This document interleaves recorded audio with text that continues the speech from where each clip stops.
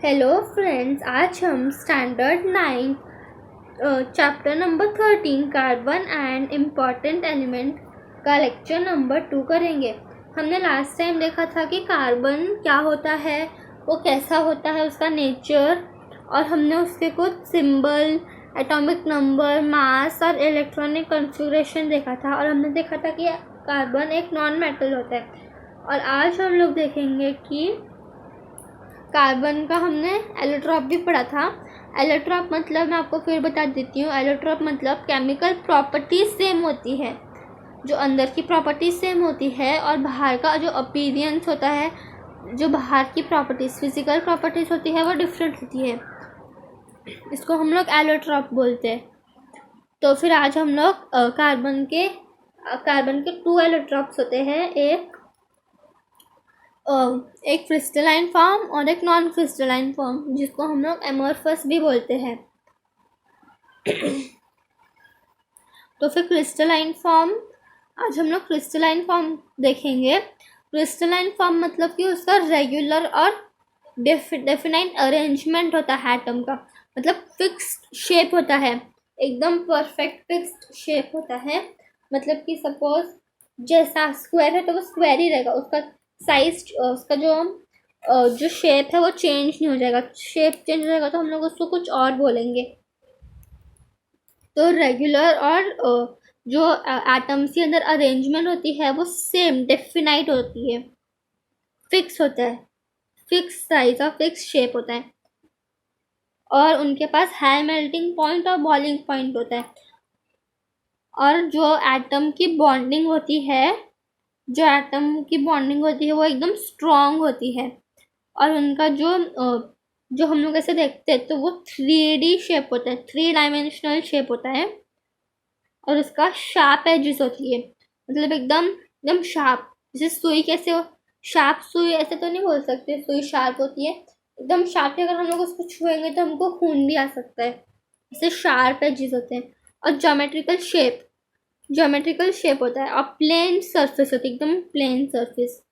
तो geometrical shape जैसे कि triangle, rectangle, circle, square, rhombus, ये सब जो ज्योमेट्री में जो शेप्स होते हैं वो all the shapes of the geometry.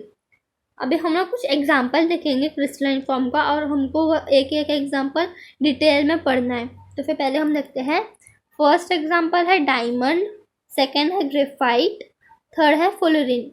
ये हमको तीनों देखने हैं। तो आज हम इस लेक्चर में वो तीनों देखेंगे। तो अभी हम लोग डायमंड से शुरू करते हैं।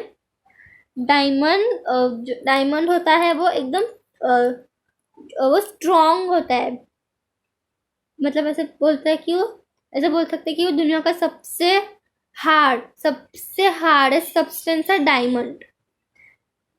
और जो डायमंड होता है वो इंडिया में कर्नाटका में फाउंड होता है। यहाँ पे ऐसे दिया हुआ है, diamond are found in India mainly in गोवालकोंडा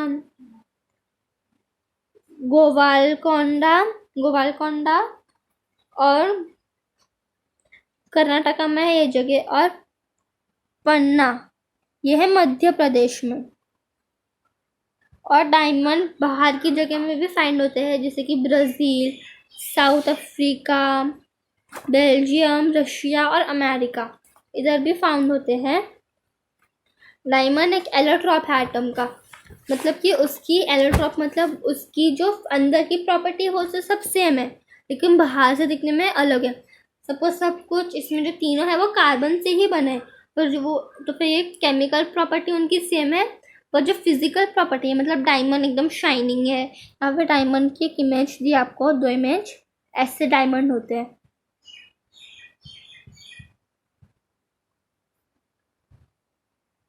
ये ऐसे डायमंड होते हैं ये। तो फिर डायमंड की ऊपर से देखने में तो कितना अच्छा होता है, पर अंदर उसके कार्बन ही होता है, कार्बन से ही बनता है डायमंड। डायमंड एक 3 डायमेंशन है, यहाँ पे आपको दिख रहा है डायमंड है 3 डायमेंशनल शेप। भी हम नेक्स्ट पेज पे चलते हैं। जो कार्बन की वैलेंसी होती है, हमने आगे देखा था कि लास्ट लेक्चर में कि कार्बन की जो वैलेंसी होती है वो 4 होती है। तो फिर ऐसा होगा कि हर एक एटम के बाद सपोज ये एक एटम है, तो ये 4 एटम से सराउंडेड होगा। जैसे कि देखो, इधर एक हो गया, फिर इधर एक, इधर एक और इधर एक, तो फिर ऐसे 4 एटम से सराउंडेड। फिर ये भी 4 एटम से होगा, इसके पीछे एक है तो इसके आगे एक होगा, इधर एक होगा और इधर एक होगा, ऐसे सराउंडेड होगा।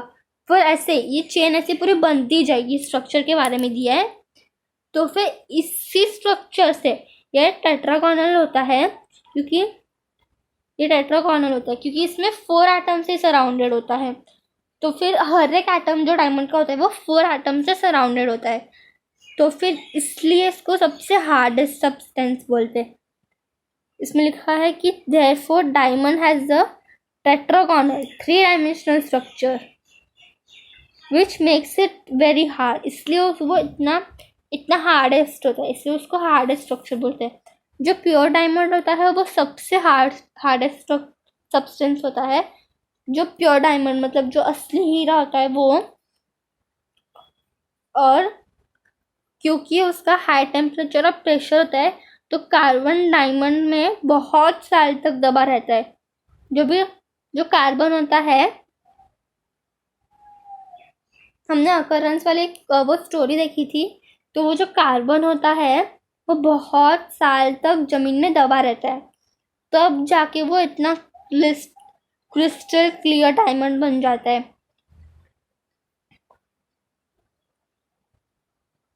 इसमें दिया है brilliant and pure diamond is the hardest natural substance, और जो डेंसिटी होती है डायमंड की वो 3.5 ग्राम सेंटीमीटर क्यूब होती है।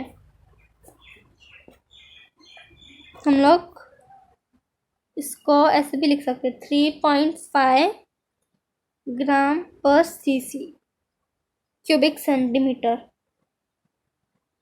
जो डायमंड का मेल्टिंग पॉइंट होता है वो 3500 डिग्री सेल्सियस होता है, और जब जो डायमंड होता है वो किसी में डिजॉल्व नहीं होगा। Diamond does not dissolve in any solvent, मतलब कि sugar water is a solvent, तो वो किसी भी सॉल्वेंट में डिजॉल्व नहीं होता। Diamond does not dissolve in any solvent. और एसिड्स का, चाहे वो एसिड्स और बेसिस का कोई असर नहीं है डायमंड पे। वो HCl हो, एकदम कॉन्सेंट्रेटेड HCl, कुछ फर्क नहीं पड़ेगा उससे डायमंड को। और डायमंड एक बैड कंडक्टर होता है इलेक्ट्रिसिटी का। जो भी डायमंड 800 डिग्री सेल्सियस पे ऑक्सीजन और CO2 जब अलग हो जाते हैं, तो फिर इस प्रोसेस में कोई अदर प्रोडक्ट नहीं बनता सिवाय CO2 बनता है, बस CO2 ही बनता है। अभी हम लोग एक इसमें दिया है a peep into the past, हम लोग ये देखेंगे अभी। Once upon a time India was famous for the Kohinoor diamond. Kohinoor एक डायमंड का नाम है, वो उसके लिए इंडिया फेमस था। This diamond was found in the 13th century in the mine at Guntur, Andhra Pradesh. Its weight was 186 carats. मतलब कि जो फर्स्ट डायमंड था जो इंडिया में ही वो फेमस था, इंडिया में ही मिला था, 13th सेंचुरी में मिला था वो एक माइन में। उस माइन का नाम है गुंतुर, जो आंध्र प्रदेश में है। उसका वेट था 186 कैरेट। अभी हम थोड़े से यूजेस देखेंगे डायमंड्स के। डायमंड ज्वेलरी बनाने के काम में आता है, आई सर्जरी में भी काम में आता है, और कुछ ग्लास कटिंग और रॉक ड्रिलिंग मशीन्स में वो भी, उसमें भी काम आता है। Diamond are used in ornaments, eye surgery, और कुछ डायमंड के जो डस्ट होते हैं वो कुछ अदर डायमंड को पॉलिश करने में काम आते हैं। और डायमंड एक प्रोटेक्शन, डायमंड को यूज करते हैं प्रोटेक्ट करने के लिए रेडिएशन को स्पेस में, और आर्टिफिशियल सैटेलाइट को भी। तो हमने डायमंड के बारे में भी देख लिया। अभी नेक्स्ट टॉपिक देखेंगे हम लोग, ग्रेफाइट। ग्रेफाइट, ग्रेफाइट से तो हम सब ने लिखा है। ग्रेफाइट क्या होती है? पेंसिल, पेंसिल की लिड। ये जो बाहर का होता है वो वुड होता है और अंदर एक पतली सी ऐसे बड़ी सी ऐसे लीड होती है। तो जब भी हम लोग पेंसिल को शार्प करते तो फिर वो लीड ऐसे बाहर निकलती जाती है, ये लीड। हाँ, और हम लोग इससे लिखते हैं। ये है ग्रेफाइट। ग्रेफाइट भी एक एलोट्रॉप है कार्बन का। ग्रेफाइट सबसे नेचुरल स्टेट में रशिया में पाया गया था। रशिया, न्यूजीलैंड, अमेरिका और इंडिया। और उसकी जो लिड होती है वो पेंसिल में काम आती है जब हम लोग ग्रेफाइट को क्ले से मिक्स करते हैं। ये जो प्रोसेस था वो निकोलस जैक्विस कॉन्टी ने 1795 में ढूंढा था। ग्रेफाइट एक गुड कंडक्टर होता है इलेक्ट्रिसिटी का।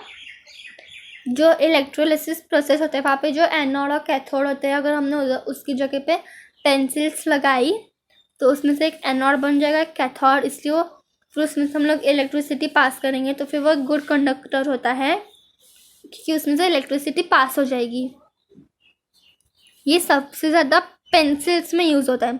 It is mostly used in pencils. और ग्रेफाइट तो हमने देखा कि वो डिस्कवर हुआ था 1795 में। निकोलस जैक्विस कैंटी ने उसको डिस्कवर किया था। अभी हम उसका स्ट्रक्चर देखेंगे। जो ग्रेफाइट के जो एटम्स होते हैं उनका हेक्सागोनल स्ट्रक्चर होता है। हेक्सागोनल स्ट्रक्चर मतलब हेक्सागोन होता है 6 साइड, मतलब ऐसा स्ट्रक्चर होता है उसका, जैसा मैं अभी स्क्रीन पे ड्रॉ कर रही हूँ। इसका ऐसा स्ट्रक्चर होता है। यहाँ पे आप देख सकते हैं 1 2 3 4 5 6 साइड्स होती है। तो इसलिए हम लोग बोल सकते हैं कि जो ग्रेफाइट का स्ट्रक्चर होता है वो वीक होता है। डायमंड से कंपेयर करेंगे तो वो वीक होता है। ग्रेफाइट बहुत ही ब्रिटल होता है क्योंकि वो 6 डायमेंशनल होता है, 6D। क्योंकि वो हेक्सागोनल होता है तो फिर वो ब्रिटल होता है। अगर पेंसिल टूट जाती है फिर हम लोग उसको शार्प करते तो उसमें से पॉइंट जल्दी टूट जाती है। अगर पेंसिल गिरी होती है बहुत बारी, क्योंकि वो एक ब्रिटल सब्सटेंस है अंदर उसका। ग्रेफाइट ब्रिटल होता है इसलिए। जो पेंसिल सेल्स होते हैं जो घड़ी के पीछे, रिमोट में, टीवी के रिमोट में या कौन से भी रिमोट में जो हम लोग पेंसिल सेल्स डालते हैं उसमें भी ग्रेफाइट होता है। एक ग्रेफाइट की पतली सी रॉड होती है उसमें, सेल में, वो ऐसे, ये सपोज सेल है तो इसमें से पतली सी बीच में ग्रेफाइट, क्योंकि ग्रेफाइट एक गुड कंडक्टर है इलेक्ट्रिसिटी का, तो उसमें से जो इलेक्ट्रॉन्स है वो फ्लो हो पाएंगे, इसलिए उसमें होती है एक ग्रेफाइट की पतली सी रॉड। उसका स्ट्रक्चर हेक्सागोनल लेयर स्ट्रक्चर होता है, मतलब हेक्सागोन से हेक्सागोन, फिर ऊपर हेक्सागोन, फिर हेक्सागोन, ऐसे सब लेयर स्ट्रक्चर होता है।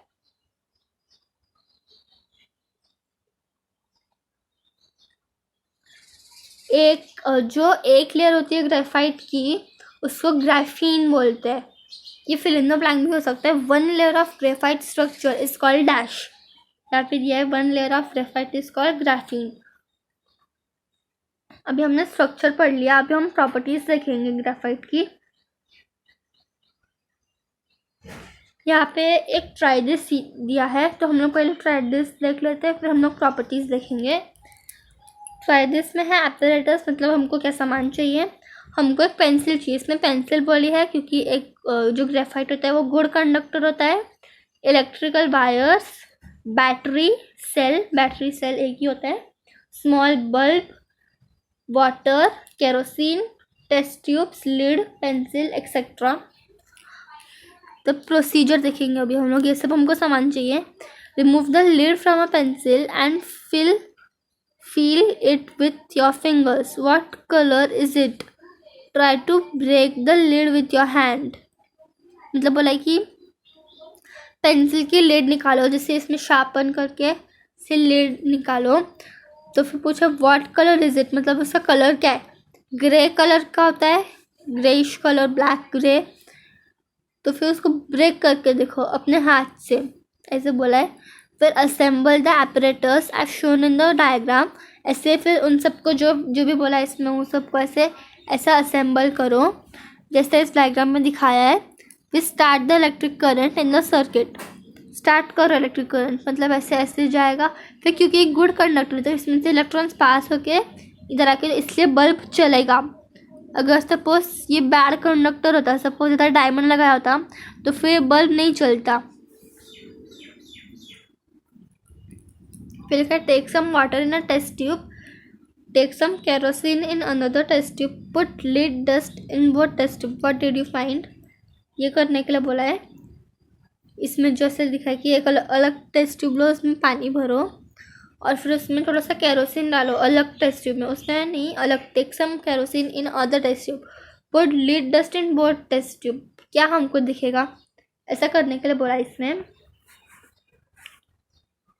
तभी हम नेक्स्ट देखते हैं प्रॉपर्टीज ऑफ ग्रेफाइट। तो हम लोग भी थोड़ी सी प्रॉपर्टीज देखेंगे ग्रेफाइट की। ग्रेफाइट एक गुड कंडक्टर होता है इलेक्ट्रिसिटी का, और वो वीक होता है, ब्रिटल होता है। ये भी ज़्यादातर सॉल्वेंट में मिक्स नहीं होता, does not dissolve in most solvents, और कुछ में हो सकता है कुछ में नहीं होता।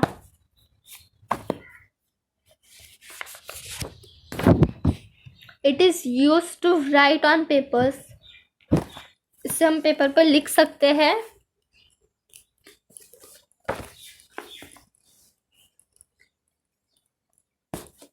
इस जो डेंसिटी होती है ग्रेफाइट की वो 1.9 to 2.3 ग्राम पर सेंटीमीटर क्यूब होती है।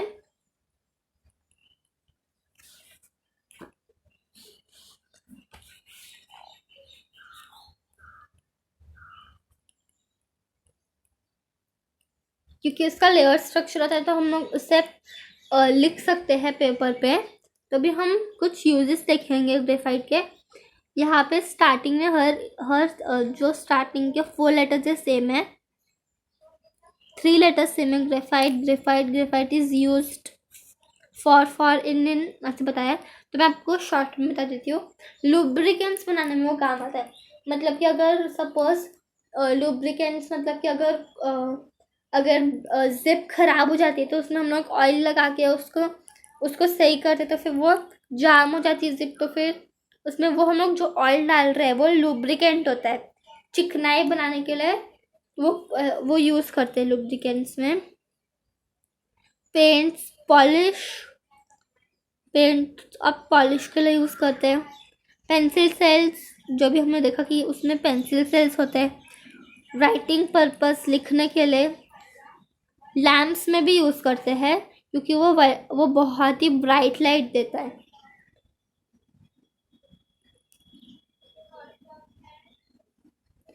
हमने ग्रेफाइट भी कंप्लीट कर लिया। यहाँ पे ऊपर एक ग्रेफाइट का पत्थर दिया था, ये ग्रेफाइट होता है, ये ग्रेफाइट होता है, ये जो होता है वो ग्रेफाइट होता है।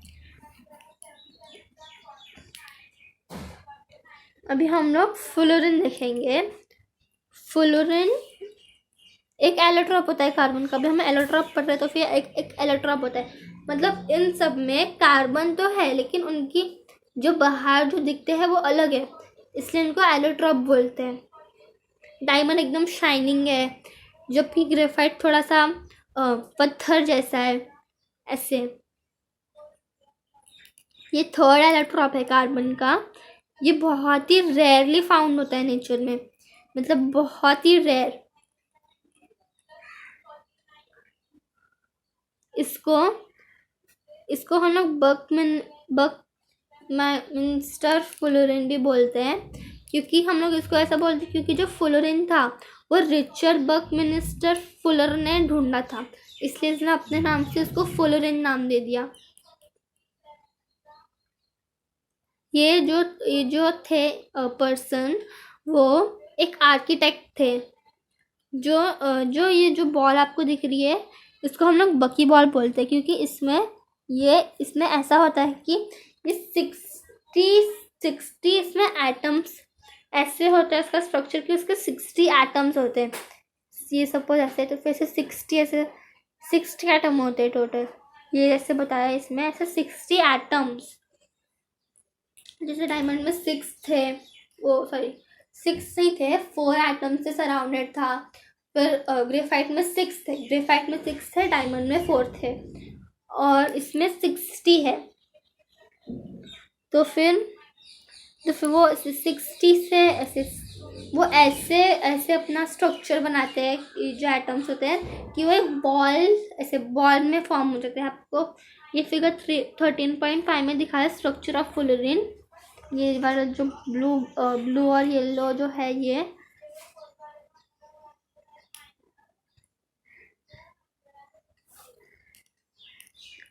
तो फिर इसके कुछ एग्जांपल्स होते हैं जो नीचे दिए हैं। C60 मतलब 60 carbon atoms, 70 carbon atoms, 82 carbon atoms. तो जो C60 होता है उसको हम लोग बकी बॉल भी बोलते हैं। बकी बॉल क्यों बोलते? क्योंकि उसका नाम था, जो पर्सन थे उनका नाम था रिचर्ड बक। तो फिर उसके नाम से हमने उसको बकी बॉल भी बोलते। दिस इज ऑल्सो नोन बकी बॉल एज जियोडिसाइडोन।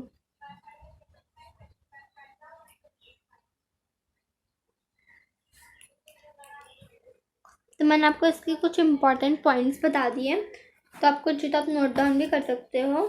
अभी हम नेक्स्ट देखेंगे प्रॉपर्टीज, प्रॉपर्टीज ऑफ फुलरिन। तो फिर ये कैसा होता है? ये सॉल्युबल होता है सॉल्वेंट में, ये घुल जाता है सॉल्वेंट में। ये सॉल्युबल होता है किसमें? कार्बन सल्फेट और क्लोरोबेंजीन में। इसके यूजेस होते हैं इंसुलेटर, मतलब कि जो अगर सपोज वायर्स होते हैं उनके ऊपर एक जो अंदर तो वायर है जिसमें से इलेक्ट्रॉन्स पास होंगे, और ऊपर एक प्लास्टिक नहीं तो ऐसे मटेरियल का होता है जो नॉन कंडक्टर्स होते हैं इलेक्ट्रिसिटी के, उनका जैसे plastic is a non conductor of electricity. तो फिर उसका जो वायर होगा उसके ऊपर ऐसे उसका कोटिंग होगा एक, तो फिर उसको हम लोग बोलते हैं वो इंसुलेटर। तो फिर फुलरिन को एज अ इंसुलेटर भी यूज़ करते हैं, इसको वाटर प्यूरिफिकेशन में भी यूज़ करते हैं, और सुपर कंडक्टिव इसमें दिया है कि at certain temperatures fullerene exhibit super conductivity. तो फिर हमने आज पढ़ा है डायमंड, ग्रेफाइट और फुलरिन। तो फिर अभी हम नेक्स्ट लेक्चर में, अभी इसको हम लोग इधर स्टॉप करते हैं, तो अभी हम लोग नेक्स्ट लेक्चर में नॉन क्रिस्टलाइन और एमॉर्फस फॉर्म देखेंगे। Thank you.